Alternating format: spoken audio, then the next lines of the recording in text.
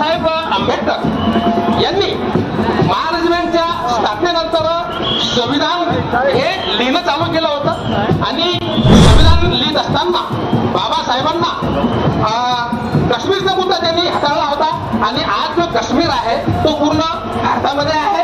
आता आपल्या समोर महार रेजिमेंटची रॅली येत आहे. यानंतर यशसिद्धी आजीबाजी सैनिक बौद्धिक वेलफेअर असोसिएशनचे प्रवक्ता सन्माननीय गजानन इंगळे सर संचालन करतील. जय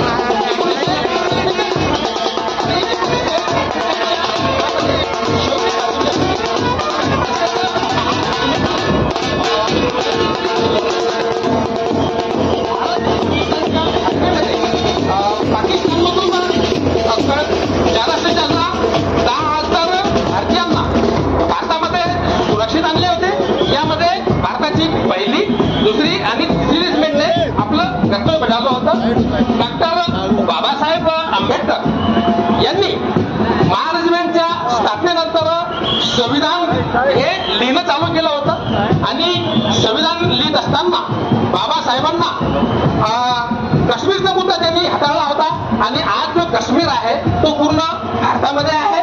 आता आपल्या समोर महार रेजिमेंटची रॅली येत आहे.